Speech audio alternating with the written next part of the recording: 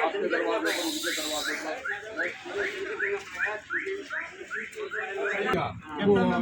कर्नाटका चला गया। अच्छा सर, अभी बिहार में क्या हुआ है ना, आप जगह अभी इसका समर्थन किया अभी का करंट वाला मामला में। हाँ हाँ, लेकिन आरजेडी और कांग्रेस के लोग जाके बीजेपी में खड़े हो गए। गौरव वल्लभ जो है इतना बड़ा पत्रकार हिंदुस्तान का, दुनिया में कोई कौम नहीं। गैरत गैरत गैरत किसी का नाम है। ये कुत्ते को रोटी दिखाइए, करीब आ जाएगा, डंडा दिखाइए, दूर चला जाएगा। ये अमल 100 बार कीजिए, 100 बार कुत्ता आएगा, क्योंकि उसके अंदर वो गैरत नहीं। और एक इंसान 3 दिन का भूखा है और दस्तरखान पे बैठा है, वो उसके माँ के बाप, उसके बाप के बाप, उसके खानदान के बारे में, उसकी बहन के बारे में 2 जुमला बोल दीजिए, भूखा मर जाना पसंद करेगा, लेकिन आपके दस्तरखान दबाना नहीं चाहिए। इसको कहते हैं गैरत, इसको कहते हैं आना। जिसको आना नहीं वो कोई इंसान नहीं है। आपको गैरत आती है, हमको गैरत आती है। इसी मुल्क में आपकी हुक्मरानी थी, तुगलक, तैमूर, बाबर आपके थे। अच्छा, इस बिहार में आपको मौजूद है, मालूम है कि जो लोग कल दरवाजे पर किसी के बैठने में हिचकिचाते थे, आज उसकी अपनी सियासी जमात होगी। हाड़ी की जमात हुई कि नहीं हुई, मांझी की जमात हुई कि नहीं हुई, पासवान की जमात हुई कि नहीं हुई, मल्ला की हुई कि नहीं, कोयरी कुर्मी की हुई कि नहीं, तो उसकी आपकी हुई। तो गैरत है, ये गैरत। वाह नाकामी मताए कारवां जाता रहा और कारवां के दिल से ऐसा सिटिया जाता रहा। आदमी का चौराहे पे पिट जाना, सलीफ आदमी पिट जाता है, पिटना बड़ी बात नहीं है, पिटने की हया उसमें खत्म हो गई है, ये सबसे बड़े अफसोस की बात है। अब ये बात बताइए, एक जन आदमी जीते की करोगे? मांझी बोला कभी उसका कौम ने कि एक आदमी जीत के क्या करोगे? पासवान बोला कि एक आदमी जीत के क्या करोगे? है ना। 1970 में उस वक्त अब भाजपा नहीं थी, उस वक्त क्या थी, जनसंघ। चौक पर एक जनसंघी ने वोट दिया, डाला। उसके पड़ोसी दुकानदार ने कहा किसको वोट दीजिए? बोला वही जनसंघ को। मान्यता जीतेगा? बोला नहीं जीतेगा। तो क्या खड़े में वोट डाल दिया। क्या बोला? अकल ये गधा है, 2-4 टुकड़ी साल मिट्टी डालेंगे तभी तो करेगा। सही बात। 1970 में जो गधा था आज हिमालय पहाड़ हो गया। इस मुल्क में हिंदू खत्म होगा ना मुसलमान खत्म होगा। ये मोदी अंग्रेज की चाल चलकर हिंदू मुसलमान को लड़ाकर रोटी सेक रहा है। अगर इस इलाके में मुसलमानों की हालत खराब है, हिंदू की हालत अच्छी है क्या? उसको मजहब का अफीम बना दिया है ना। हिंदू और मुसलमान कभी लड़कर खत्म होने वाला नहीं है। हाँ, ये लड़ गया तो हिंदुस्तान की जो अजमत है वो खत्म हो है ना। इसलिए आप ये बात, कौन है 3 आदमी आपके दरमियान में है?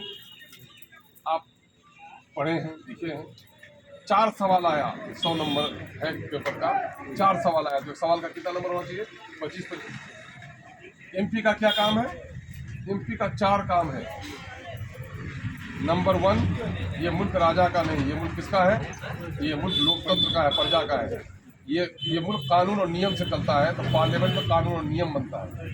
पहला काम ये है कि मुल्क के हित में, जिस समुदाय से जीत के आता है उस समुदाय के हित में, और जिस क्षेत्र से जीत के आता है उस क्षेत्र के हित में कानून बनाए। उसके खिलाफ कोई कानून बनता हो तो उसकी मुखालिफत हो। ये है कि नहीं जिम्मेदारी? ये अव्वलिन जिम्मेदारी है। दूसरी जिम्मेदारी क्या है? दूसरी जिम्मेदारी ये है कि आवाम के बजट के पैसे से सरकार तरक्याती काम कराती है, तो वहाँ जब तरक्याती मंसूबा साजी हो रही है तो अपने इलाके को हकदार बनाना दूसरा काम है। सब बात सही कह रहा हूँ मैं? तीसरा काम यह है कि सरकार की जो पॉलिसी आती है, DM के यहाँ से लेकर पंचायत लेवल तक, उसको जमीन से उतार कर आवाम की फलाह के काम करवा। बात सही है मेरी? चौथा काम यह है कि चूंकि उसको एक स्टेज मिलता है जहाँ वो खड़ा हो जाएगा, 10 आदमी है, सरकार ने उसको सिक्योरिटी दी है, ऑफिसर से वो बात कर सकता है, तो वो अपने अवाम में साले कदरों को, अच्छी बातों को फैलाए और समाज को खराब चीज़ों से बचाए। ये 4 काम, मेरी बात समझ में आ रही भाई मेरे? आप ये बात बताइए, चारों काम में नंबर 1 काम में कहीं खड़ा है जावेद? नंबर 2 में खड़ा है तरक्की के काम में, नंबर 3 में अफसरों के दरमियान में खड़ा है, नंबर 4 अवाम के दरमियान में खड़ा है, तो क्या नंबर क्या होगा उसका? 0।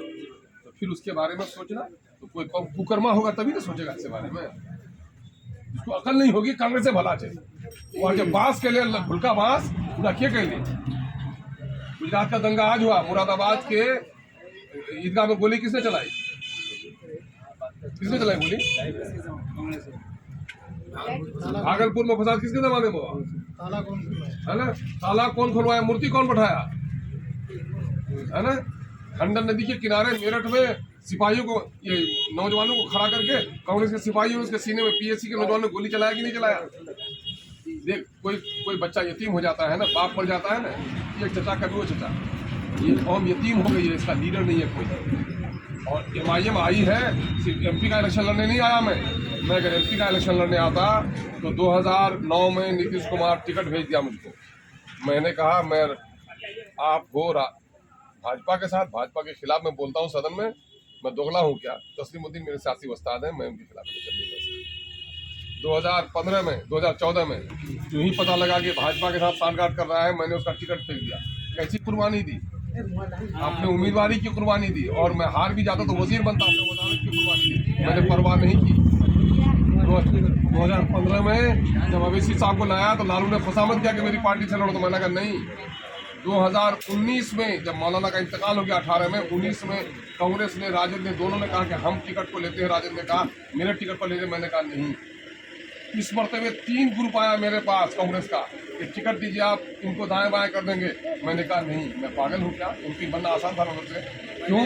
मैं ये समझ रहा हूँ तुम्हारे किराए के घर में नहीं रहूँगा, एक झोपड़ी अपनी बनाऊंगा। आज इस बिहार में सबकी पार्टी बनी है, अपनी भी पार्टी बनाऊंगा। मैं आपके गैरत के लिए काम कर रहा हूँ, आप करेंगे मेहनत। दूसरी तरफ आइए, बाप का कातिल 5 साल बाद लौटा। हम 5 साल तक बाप के गम में रोज होकर के भूल गए थे, लेकिन बाप का कातिल बस्ती में आता है तो बाप का गम ताजा होता है कि नहीं? आज अगर जदयू का कैंडिडेट आपकी बस्ती में फिर रहा है, कौन है ये? जदयू का कैंडिडेट कौन है? ये मोदी का कैंडिडेट है। तीर को तीर समझना भूल है, हकीकत में ये मोदी का फूल है। तो जब फूल है ही तो आप ये बताइए, मस्जिद किसने तोड़ी? फूल वालों ने तोड़ी कि नहीं? गुजरात में दंगे किसने किए? फूल वाले ने कराए कि नहीं? आपकी शरीयत पर हमला 3 तलाक पर किसने किया? फूल वालों ने किया कि नहीं? आपके नौजवानों मालिमों की दाढ़ी किसने नोची? फूल वालों की ने नहीं।